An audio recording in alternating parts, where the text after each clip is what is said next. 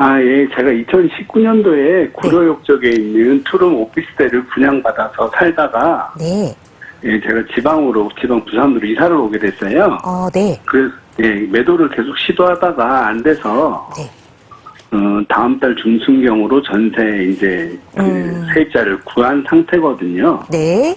근데 이제 제가 서울에 뭐 더 이상 갈 생각이 없는 상황이라 네. 이거를 매도를 그러니까 뭐 투자 형식으로 매도를 지금 당장 할지 네. 아니면 이제 전세 계약 2년이 됐으니까 좀 여유 있게 매도를 시기를 잡아도 되는지 그 부분 좀 여쭤보려고 전화드렸습니다. 알겠습니다. 투룸 오피스텔을 거주하시다가 이제는 이제 전세 임대를 맞추셨는데 더 이상 서울에서는 거주할 일이 없다라는 말씀을 주셨으니까 네, 투자 가치만 한번 따져보면 되겠네요. 한번 대표님과 좀 계획을 세워볼게요. 인사 나눠보세요.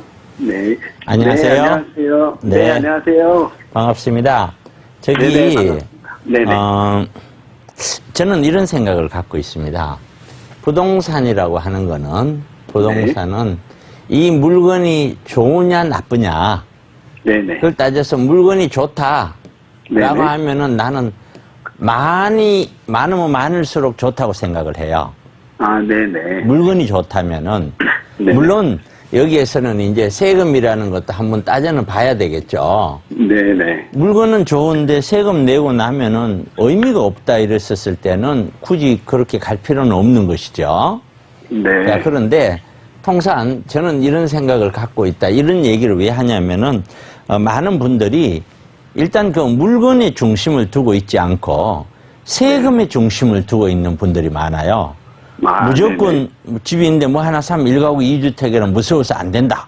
사면 안 된다. 이런 생각을 하시는 분들이 너무 많은 것 같아서 그거는 잘못된 생각이에요. 그러니까 부동산이라고 하는 거는 물건만 좋다면 투자 가치 있는 물건이라면 많이 가지려고 노력을 해야 된다. 그 말씀을 드립니다. 그러면 이제 이게 원칙이에요. 원칙. 그럼 지금 갖고 계시는 이제 물건을 봤더니 투룸이에요. 자, 방 투룸짜리는 이게 오피스텔인가요? 이게 빌라인가요? 다세대? 뭐 다세대 형택인데 뭐 일부 세대는 빌라 등기고 저희 층은 오피스텔 등기고 이러더라고요. 등기에 오피스텔로 나와 있어요? 여기가 지금 주거지가 오피스텔이 아닌 것 같은데 좋아요. 다세대가 뭐 오피스텔입니다.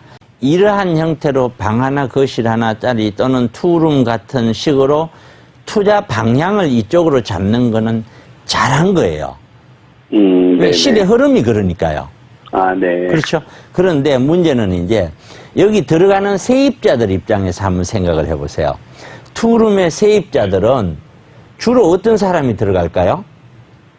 뭐 신혼부부나 뭐 동거하는 커플 아니면 저처럼 혼자 사는 가구 이런 사람들이지 않을까요? 투룸이라는 것은 1인 가구 또는 2인 가구가 들어가죠. 그러면 1인 가구가 들어가서 살기에 가장 좋은 환경. 그것이 뭐냐면은 이분들은 역세권인 거예요. 이분들에게는 뭐 자녀 교육 환경 이런 건 2차적인 거죠. 얼마나 내 직장과의 거리가 좋으냐. 직장과의 어떤 그 연계성. 그것이 그렇게 지하철이 얼마나 가깝냐 이거죠. 그러다 보니 이 역세권은 역세권인데 서울에서도 지하철이 가장 많이 이용하는 사람들이 주로 뭐 우리가 좋은 노선을 보면 2호선이나 5호선이나 뭐 9호선이나 이런 노선들에 사람들이 많이 이용을 하잖아요. 일반적으로. 그러니까 여기에 비해서 8호선이나 6호선이나 1호선은 조금 그 사람들을 많지만 경기도하고 연계성이 좀 많으면서 이용 객수라든가 이런 것들이 노선 자체가 핫한 지역을 좀 덜 지나잖아요.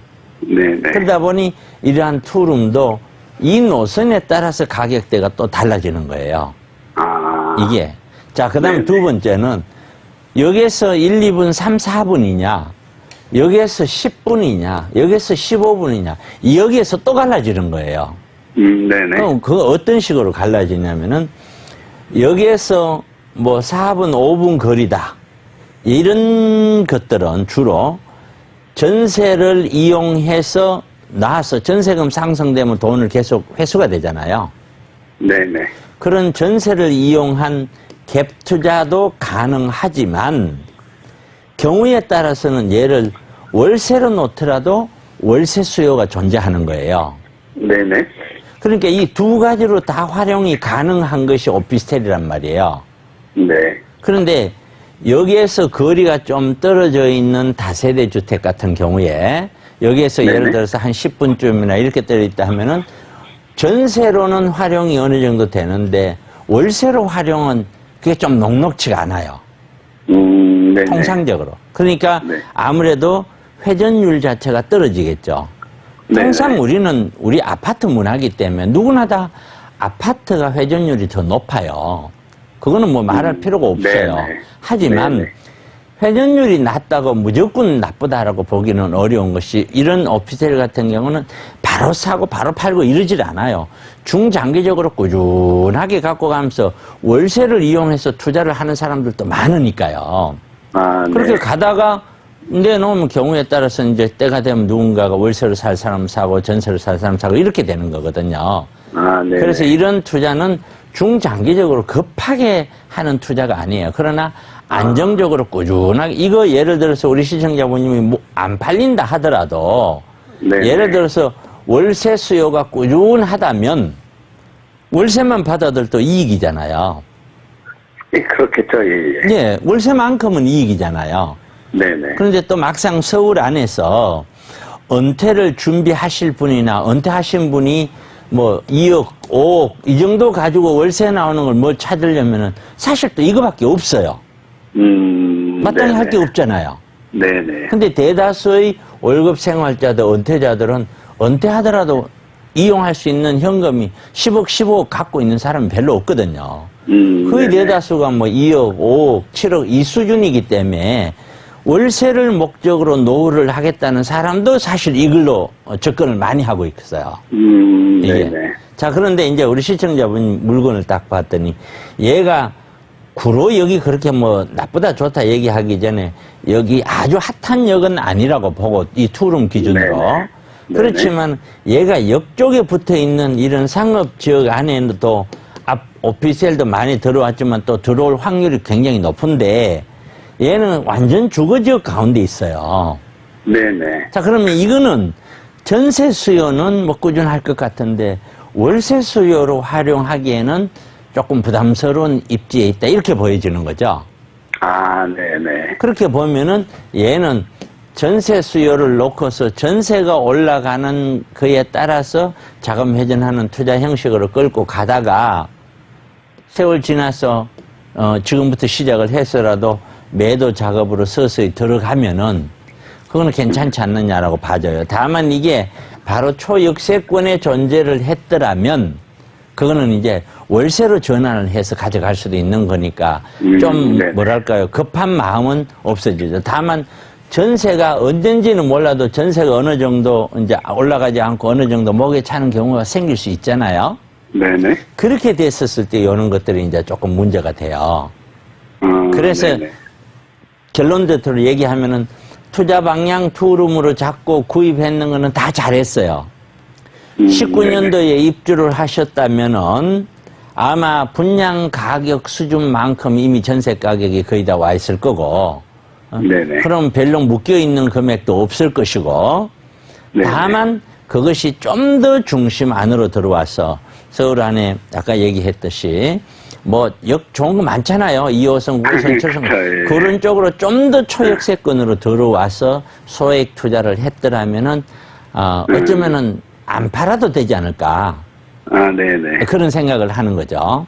그래서 결론적으로 얘는 시간을 두고서 매도 정리를 가져가되 매도하더라도 서울에 네네. 살지 않더라도 이러한 형태의 투자는 아직도 유용하다. 네네. 왜? 지금도 실제적으로 역세권에 가보면은 젊은이들이 들어갈 아파트에 참 이런 오피스텔이 물건이 거의 없어요. 예. 네, 물건이 없는 상태니까 네네. 계속해서 전세 가격은 상승 무드로 갈 수밖에 없다. 네. 그렇게 말씀드리면 될 것 같아요. 네, 그러면 제가 한 가지 더 여쭤봐도 네. 될까요? 아, 제가 이제 투룸이긴 한데 다른 호수가 다르게 단독 테라스가 한 6평 정도 딸렸어요. 네. 네, 그것도 있고, 이제, 선생님께서 지금 역세권 말씀하셨는데, 건물 바로 앞이 버스 정류장인데, 네. 거기서 이제 목동 가는 방향, 뭐, 신도림 가는 거, 다음역이 구로요, 뭐 이런 식으로 그런 네. 버스 노선들이 있거든요. 네. 뭐, 그런 부분에는 뭐, 그렇게 크게 뭐, 영향을 미치지는 않을까요? 네. 영향을 미치지 않는다고 봅니다. 제 경험에 의하면은 버스를 타지 않고 역세권이어야 됩니다. 그게 네. 굉장히 중요합니다. 네, 알겠습니다. 네네네. 그렇게 말씀드릴게요. 네, 좋은 말씀 감사합니다. 네, 고맙습니다.